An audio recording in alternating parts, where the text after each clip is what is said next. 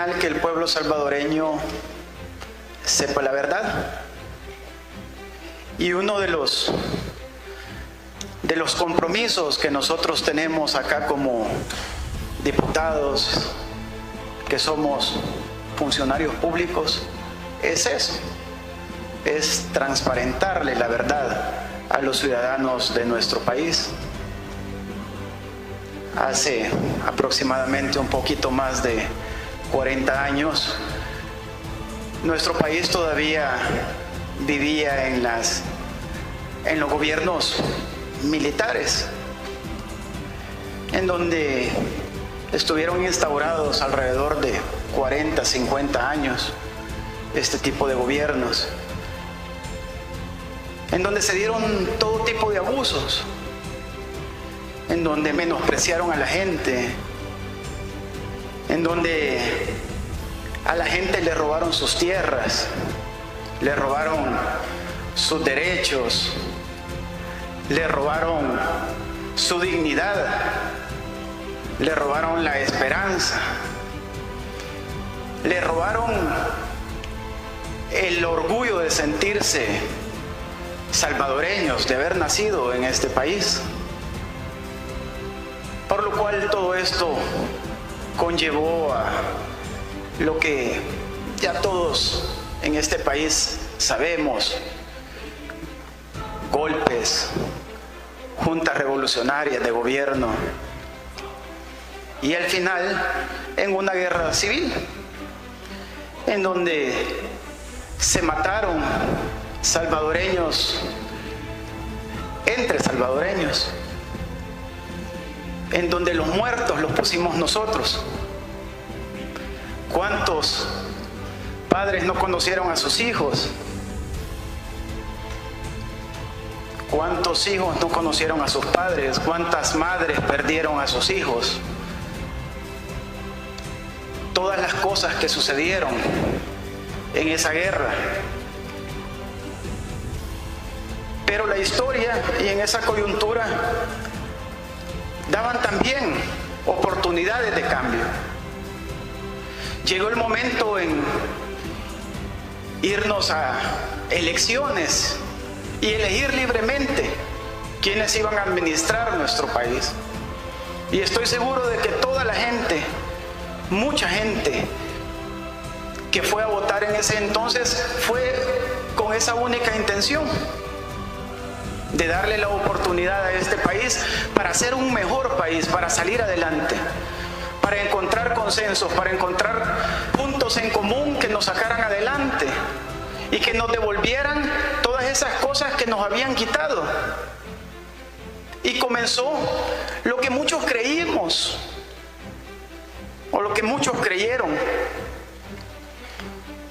procesos democráticos diferentes. Pero la verdad es que al final, o detrás de todo esto, lo que comenzaron a instaurar fue un sistema paralelo. Uno era el sistema que le mostraban a la gente y otro era el sistema que en realidad se estaba realizando. Vendieron la banca, por ejemplo, privatizaron el Estado, comenzaron a hacer 1 y 1000 abusos. Pero era importante que el pueblo no se diera cuenta de estas cosas. Las coyunturas eran diferentes. Sin embargo, el Estado estaba constituido casi de la misma manera. 3 poderes del Estado, la libertad de expresión, entre comillas, las opiniones mediáticas, y todo eso se podía salir de control. Entonces se idearon lo que comenzaron a llamar gobernabilidad. ¿Pero en qué estaba basada esta gobernabilidad? ¿Cómo mantener bajo control, por ejemplo, este órgano del Estado, a los diputados de la Asamblea Legislativa? cómo mantener bajo control al órgano de justicia, representado en la Corte Suprema de Justicia. Cómo mantener bajo control a la Fiscalía General de la República. Cómo mantener bajo control el tema mediático. Recordemos, y los salvadoreños recordarán, que en esas épocas los que teníamos la oportunidad, en las mañanas podíamos tener acceso a leer las noticias en un periódico. Y lo que aparecía ahí, sobre todo en las primeras planas, y obviamente los contenidos que también se tenían en la prensa escrita, en la radio y en la televisión, era lo que nosotros, o muchos salvadoreños, se interpretaba como la verdad, como lo que estaba sucediendo. Y todo iba caminando bajo un solo contexto, bajo una sola línea. Ahí, esas eran las verdaderas líneas que se tiraban. Pero había que asegurar esas líneas. Y comenzaron y crearon algo bien ingenioso para ellos, porque era gente talentosa, porque era gente que había estudiado, que se había preparado, que venían de grandes empresas, de la banca, gente muy inteligente, entre comillas. Idearon lo que estamos hablando, lo que hemos hablado y lo que hemos discutido, y de lo que en esta sesión plenaria ha quedado claro. Y me alegra mucho de que incluso todas las fuerzas políticas que estamos representadas acá hemos encontrado eso en común, en que existió en ese sistema llamado sobresueldos una injusticia para este país, una injusticia que no debemos de volver a repetir nunca más. Y ellos comenzaron a pagarles a magistrados de la Corte Suprema de Justicia. Y ellos comenzaron a pagarle a diputados, para que cuando vinieran esas cosas importantes que le estaban afectando a las grandes mayorías de este país,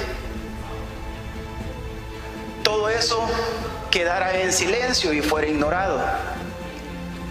Comenzaron a pagarle a periodistas, a jefes, editores de la prensa escrita, de los noticieros de televisión, de las radios. Comenzaron a pagarles a la gente que generaba opinión. Comenzaron a pagarles a líderes de ONGs y de sociedad civil de fachada. Personas que por culpa de ellos han denigrado la verdadera labor de la ONG y la verdadera y gran labor y trabajo que hace la verdadera sociedad civil, por culpa de ellos, por culpa de esas personas. Y a base de esos sueldos, bonos, extras que se daban debajo de la mesa, que se daban llegando uno a uno de todos estos personajes que todavía andan en nuestro país caminando con orgullo y sintiéndose orgullosos y nacionalistas. Eran los que recibían, como muy bien ustedes lo decían, 10, 15, 20, 30 mil dólares mensuales, 30 mil dólares mensuales, 360 mil dólares al año. casi 2 millones de dólares en 5 años. 2 millones de dólares. Mientras los políticos platicaban con empresarios y discutían si subirle 11 centavos al salario mínimo. Eso es no tener vergüenza de este país. Eso no es ser salvadoreño. No es posible que nuestro país continúe con estas cosas. De lo que sabemos, solamente 2 expresidentes, 2 personas, se robaron alrededor de 700 millones de dólares. Por Dios. 700 millones de dólares. Y el salvadoreño que sale de sus casas a las 5 de la mañana, regresa a las 9, 10 de la noche, apenas ve a sus hijos y sabe con qué esfuerzo llega a la quincena o a fin de mes para comprar un par de zapatos, para comprar una camisa intercalada entre sus hijos. Y digo intercalada porque ahora te toca a vos y ahora te toca a vos. El que se sube en 3 buses para llegar a su trabajo de ida y de regreso. A las madres que tienen que salir y dejar a sus hijos solos.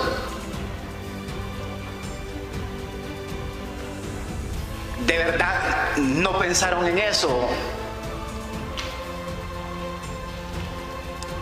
Esta clase de políticos que hemos tenido en este país.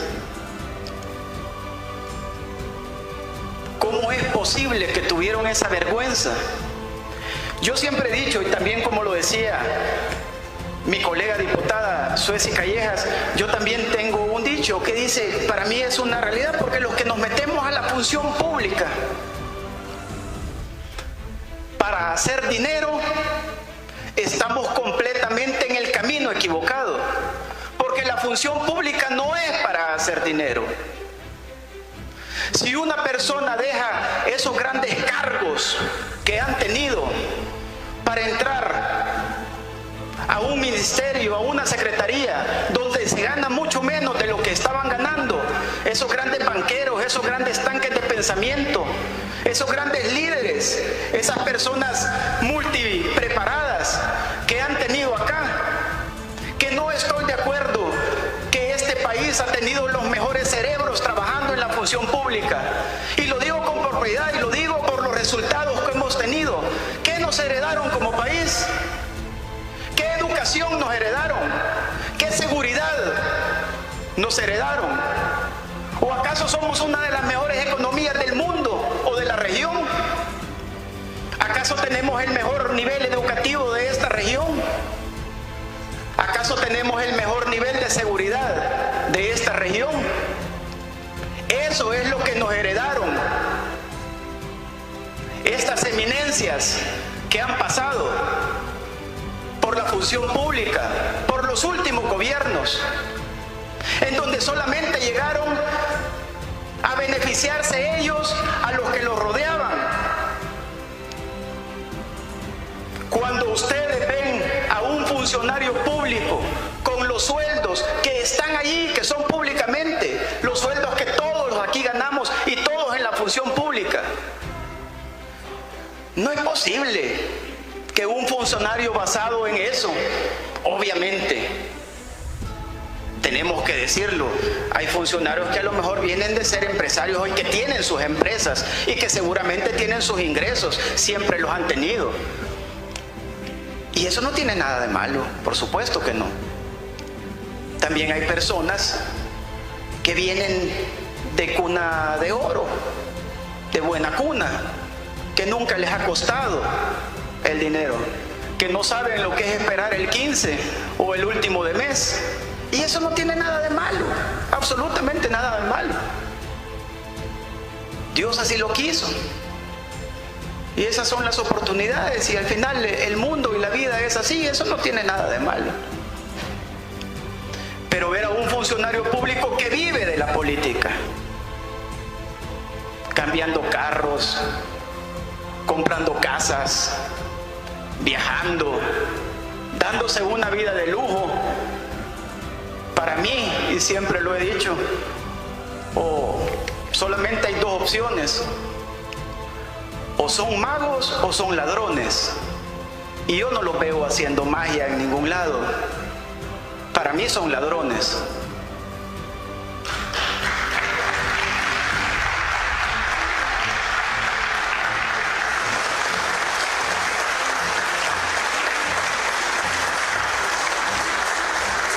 La creación de esta comisión conlleva una gran responsabilidad. Una gran responsabilidad de cara al país, de cara a esas madres, a esos padres, a esos hijos, a esos abuelos, a ellos, a los menos afortunados. Esa es la responsabilidad que va a llevar esta comisión. Llámenle como quieran llamarle, pero lo que se va a hacer en esa comisión es un acto de justicia, es un acto de transparentar las cosas de cara a los ciudadanos de este país. Esta comisión tiene la responsabilidad de llamar a esos intocables, a esos que han ocupado siempre, a los funcionarios públicos de todas las instituciones, como empleados, como personas que tienen que hacerle las cosas de acuerdo a la medida que a ellos les conviene, porque así es que han estado favoreciendo solo a pocos a costillas de muchos en este país. La comisión tiene la responsabilidad de traerlos, sentarlos, juramentarlos y bajo juramento preguntarles qué fue lo que sucedió, quién fue el que recibió, quién fue el que entregó, quién fue el que autorizó y de dónde venía ese dinero. De esta comisión no van a salir solamente temas éticos o de Hacienda. De esta comisión tienen que salir procesos penales que tienen que llegar hasta la última consecuencia. Se acabó el tiempo que esta asamblea estaba de rodillas ante algunos poderes de este país. Se acabó. Esto no es revanchismo político. Esto no es resentimiento de clases. Nosotros estamos a favor de la inversión, a favor del empresario, a favor y el respeto del que tiene. Siempre y cuando sea bien habido, siempre y cuando para llegar a esos niveles de excelentes empresarios sea compitiendo con iguales reglas en el mercado. Porque es fácil hacerse millonario cuando las reglas solo son para favorecerme a mí. No, esos no son grandes empresarios, esos son aprovechados sinvergüenzas que compraron leyes, que compraron diputados, que compraron funcionarios y así lograron hacer dinero. Esta es una nueva oportunidad que nosotros tenemos como país y para eso es que el ciudadano de este país nos puso acá. Y para eso es que los ciudadanos de este país, el 3 de febrero del 2019, comenzó a cambiar la historia. Y el 28 de febrero, el último 28 de febrero de las últimas elecciones, se confirmó el camino que este país quiere y requiere de nosotros. Aplausos, por favor.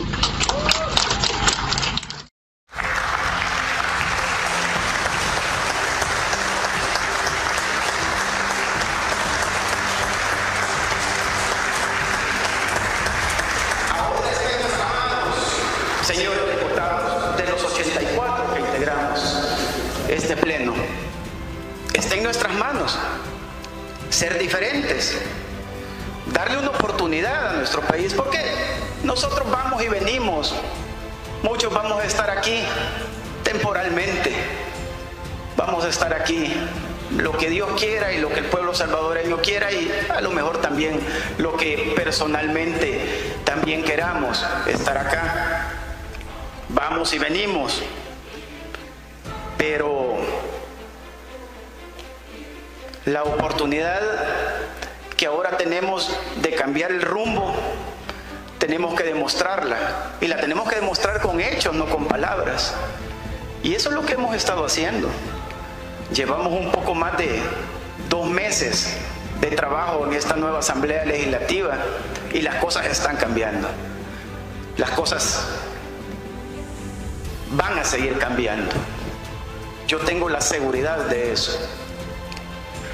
Así es que me siento contento de que, pues la mayoría, yo estoy seguro de que en esta oportunidad los 84 diputados vamos a votar. No veo razón por qué no votar. De hecho, lamento porque en la comisión de ayer se asignó un espacio para la fracción del FMLN, y ahora al escuchar al jefe de fracción, Jaime Guevara, lamento mucho la decisión que ellos tomaron de no integrar esta comisión, por la importancia que va a tener de cara al país, por la importancia que va a tener de lo que el salvadoreño, de lo que el ciudadano de este país va a conocer, de las realidades de lo que han sucedido. Pero igual lo respeto porque es lo que debemos de hacer. Si toman la decisión, igual hay que respetarla. Me alegra que el partido Arena vaya a integrar esta comisión. Creo de que, tal como lo decían en sus intervenciones, sí, creo de que Arena va a tener mucho que aportar en esta comisión. Muchísimo. Mucho, mucho, mucho. Así es que eso me alegra bastante. Seguramente vamos a tener a exdiputados, a exmagistrados de la Corte Suprema de Justicia, vamos a tener a magistrados de la Corte de Cuentas que nos expliquen en qué se basaban en darle finiquitos a ladrones. Vamos a tener a exfiscales, a jefes de editorialistas, a periodistas, que nos comenten cómo era ese sistema, a miembros del Tribunal Supremo Electoral, a esos representantes de la disque sociedad civil. Y lo digo disque porque ellos en realidad no representan a la sociedad civil. Ellos son los que ensucian a la sociedad civil, a los que hablan de transparencia, de anticorrupción y de ética, y que tienen recibos firmados de dinero que recibían en casa presidencial, que venía de la partida secreta, y que lo hicieron y lo recibieron de escondidas. Nos van a venir a explicar todos y cada uno de ellos qué es lo que sucedió. Necesitamos saber la verdad para que nuestro país no vuelva a repetir esos episodios oscuros que tanto daño nos han hecho. Aplausos, por favor. Aplausos, por favor.